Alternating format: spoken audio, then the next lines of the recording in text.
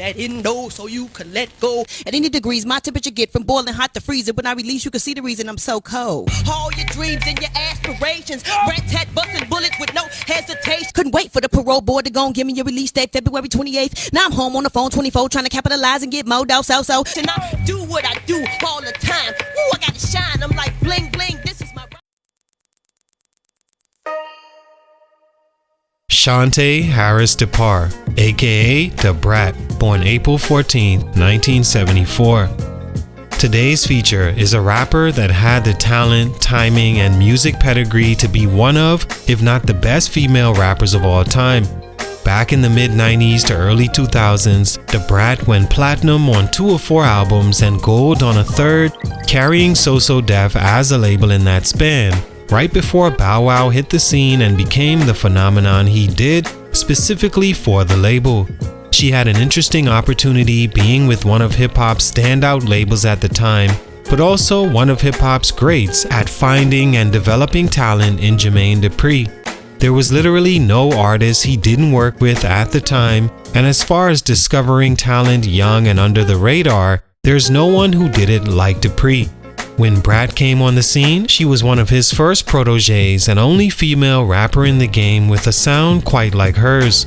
I really believe that in a different era, like say today, the Brat would be a standout artist in the game, maybe even above them all. Talent-wise, she was that technically skilled, and her personality was fitting of a rap entertainer. And low-key, guys, let's not act like just because she didn't swing our way means she wasn't still fine as hell back then. Her 2000s release Unrestricted was a top 5 album on the Billboard Top 100 and the #1 hip-hop album, and like mentioned, went platinum, so it was a surprise when she returned for album 4 and it didn't receive close to the success 3 years later. It would be her final album for the next 15 years until she put out the 2018 fittingly titled The Return, which expectedly wasn't about sales at that point, but a legacy artist who still had fans that cared about her music and wanted a taste of that old thing. What I liked most about the Brat was she could rap from every angle, fast, slow, from a female's perspective, or from a perspective of a female that was into other females as well. Not quite the male perspective, but she understood at least. Her cadence was damn near flawless, and her delivery was always sharp and precise. And she made charting music, mainly her work from the mid to late 90s. She holds the crown as the first female rapper to go platinum as a solo artist with the release of her 1994 Funkdafied single and album. Funkdafied is regarded as a hip-hop classic, right down the lines of what Jermaine Dupri was producing at the time, and that album showed the potential the Brat had as an artist. She was supposed to be a diamond in the rough for So Def and Jermaine Dupri, and she was for 6 years. But she had the talent and the timing as one of the first female rappers period respected in hip-hop to be the greatest ever. Here's why they don't even mention her in the conversation. Let's talk about it. It's your boy JC Stunted Growth Music. Let's get it. Take a minute to like, subscribe, and comment on who I should do next. The Brat is a Grammy-nominated rapper and actress from Chicago, Illinois that was an active young person in search of her true purpose. She tried sports like track and field and basketball and sang in the church choir, which she attended 4 times a week. In 1992, she won a Yo! MTV Raps rap contest, and the prize would change her life. She got to meet Criss Cross and they introduced her to Jermaine Dupri, who immediately fell in love with Brat's personality and her talent, signing her to his label. She was 18 years old and released her debut album the same year. She was the first rapper on the label, and between her and Escape, carried So Def with platinum albums and hits back to back. Stunt #1, Long Hiatuses. There's no question the Brat had potential as expressed earlier, but potential is nothing if not developed and tended to on a regular basis. The Brat situation reminds me of that in a lot of ways. You look at her music history and it seems she was on her way in not just rap but in music period, with all the features and collaborations she did from artists like Destiny's Child to Tyrese to Shaquille O'Neal. She was talented but also extremely versatile and could have chosen any direction to take her music career. But there would always be these gaps in her album releases that feel like at some point there was one too many and caused a disconnect with her target audience.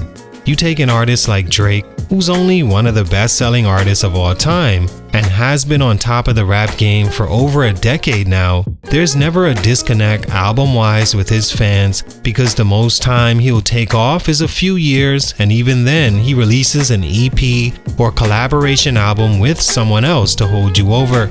I understand clearly that things don't always work out the same for every artist, but in Brat's case, I don't think she had the cachet to take 4 years off from album 2 to album 3, 3 years off between that and her next, and 15 off between album 4 and 5. One of the reasons could be her being on a crowded so-so-def label. Jermaine Dupri worked with and signed many artists, and all at some point poppin', so there must have been a wait period all artists on the label had to endure, as Dupri was likely engulfed in other projects and rollouts for different artists. Artists also going platinum like Escape, Lil Bow Wow, Jagged Edge, and Jermaine himself.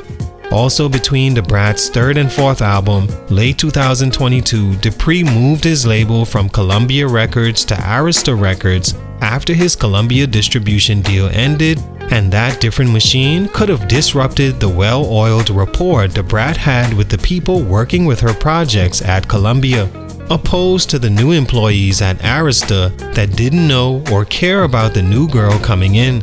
Either way, those hiatuses between albums, and the biggest one of all lasting 15 years, stunted her growth initially. Stunt number 2, keep the rum bottles away. Somewhere in her contract, Jermaine Dupri had to at some point write that she stay away from rum bottles at any function. Red cups only for his pioneer artists. Reason being, she had 2 incidences where she cracked another girl over the head with a rum bottle, and in one instance, it sent her away to prison for 3 years.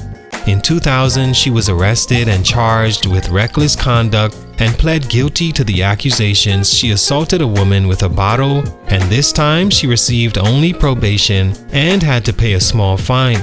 Then in 2007, she once again was arrested and charged with, you guessed it, hitting a woman over the head with a rum bottle. This time she was sentenced to 3 years in prison and released in 2011. She was also ordered to pay the woman over $6 million in damages and lost earnings.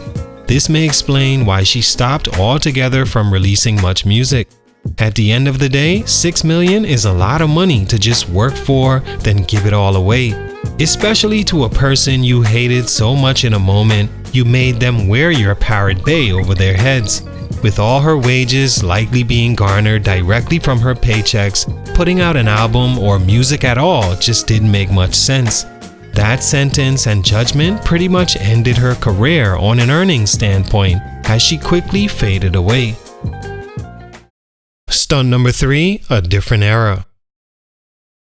This one isn't really a growth stunt per se, but just an observation of how the Brat's career could have went better. Yes, she has 2 platinum albums and a gold album, but believe it or not, the Brat would have been much bigger an artist had she come out today. As you all know, if you're familiar with the Brat at all, then you know that sexually she prefers females, and early on in her career, it was hard to ever see her not dressed like a boy from head to toe. It wasn't until 2020 she even felt safe enough to come out as gay, as back in her prime it would have been career suicide to do so.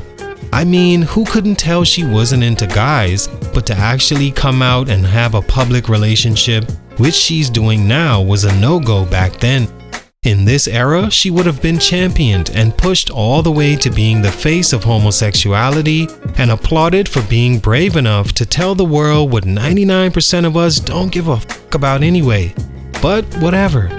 Musically, she would also, no question, be the best female rapper out, with the lack of talent in the game on the female side.